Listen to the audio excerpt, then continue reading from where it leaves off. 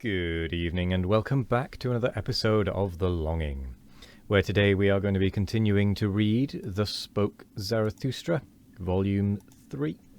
So, let's get cracking.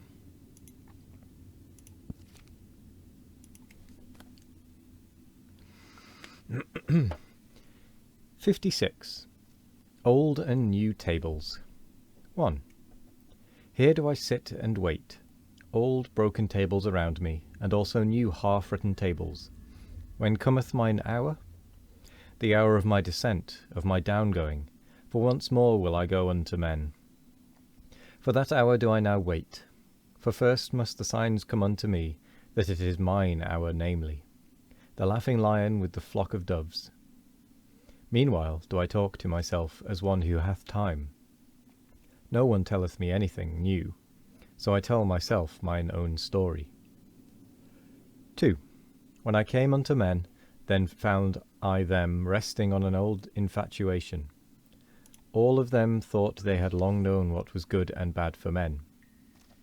An old wearisome business seemed to them all discourse about virtue, and he who wished to sleep well spake of good and bad, ere retiring to rest. This somnolence did I disturb, when I taught that no one yet knoweth what is good and bad, unless it be the creating one.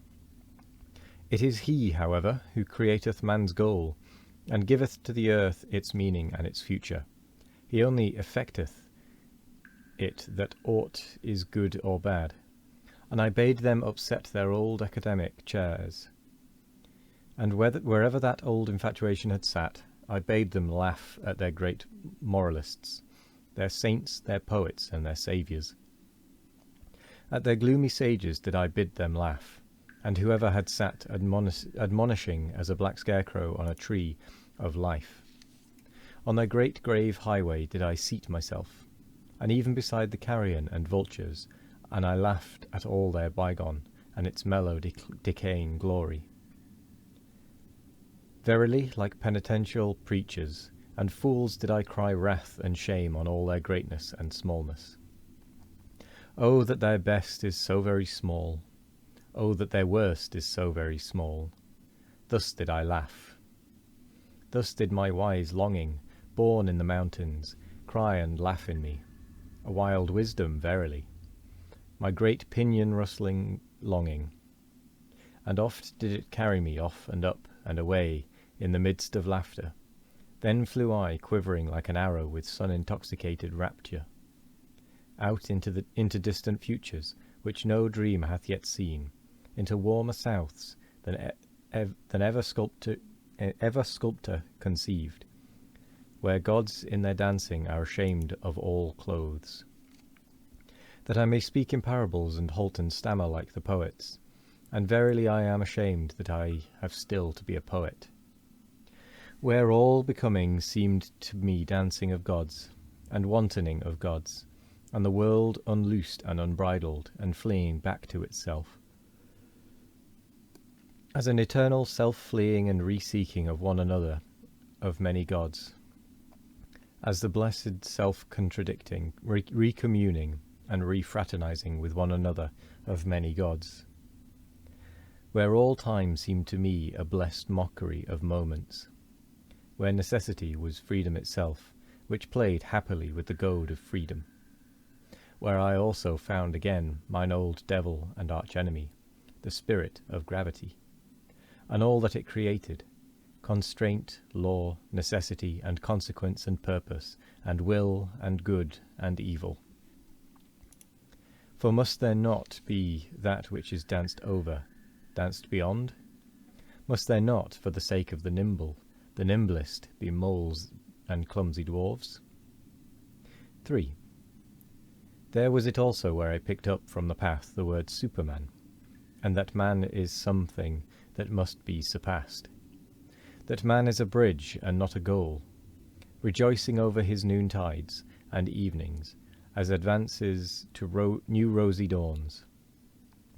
The Zarathustra word of the great noontide, and whatever else I have hung up over men like purple evening afterglows. Verily also new stars did I make them see, along with new nights, and over cloud and day and night did I spread out laughter like a gay-coloured canopy. I taught them all my poetization and aspiration, to compose and collect into unity what is fragment in man, and riddle and fearful chance. As composer, riddle reader, and redeemer of chance, did I teach them to create the future, and all that hath been, to redeem by creating. The past of man to redeem, and every it was to transform, until the will saith. But so did I will it, so shall I will it. This did I call redemption. This alone I taught I them to call redemption.